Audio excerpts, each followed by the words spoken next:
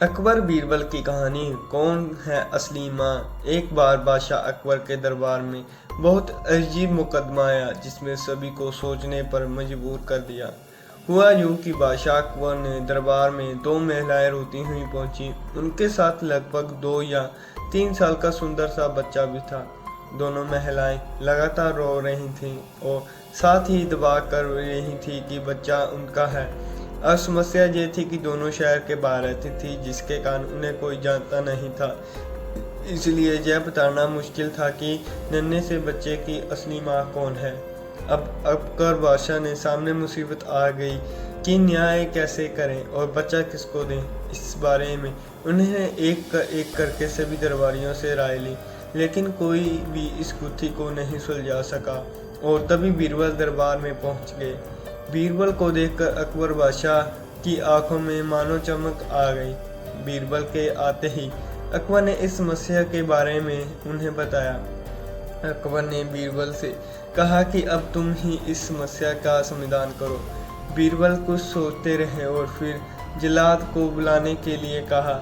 जल्लाद के आते ही बीरबल ने बच्चे को एक जगह बिठा दिया और कहा, एक काम करते हैं, इस बच्चे को 2 टुकड़े में कर देते हैं। एक एक टुकड़ा दोनों मामाओं को दे देंगे।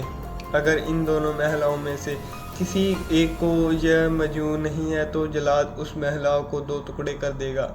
यह बात सुनते ही उनमें से एक महिला बच्चे के टुकड़े करने की बात मान गई और बोली कि उसे आदेश मंजूर है। वह बच्चे के टुकड़े लेकर चली गई, लेकिन दूसरी महिला बिलख कर उसे रोने लगी और बोलने लगी, मुझे बच्चा नहीं चाहिए, मेरे 2 टुकड़े कर दो, लेकिन बच्चे को मत काटो। यह बच्चा दूसरी महिला को दे दो। यह देखकर सभी दरबारी मानने लगी। महिला डर की वजह से रो रही है, वही दोषी है। लेकिन तभी बीरबल ने कहा कि जो महिला बच्चे के टुकड़े करने के लिए तैयार है उसे कैद कर लो और वही मुलजिम है। यह बात सुनकर महिला रोने लगी और माफ़ी मांगने लगी, लेकिन बादशाह अकबर ने उसे जेल में डलवा दिया।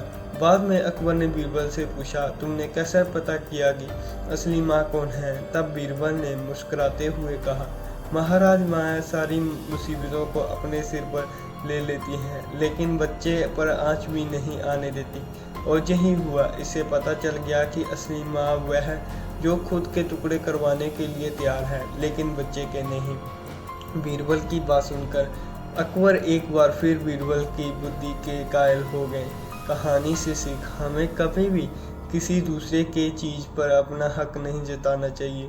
साथ ही हमेशा सच्चाई की ही जीत होती है और समझदारों से काम लेने पर यह समस्या का हल भी हो जाता है। धन्यवाद।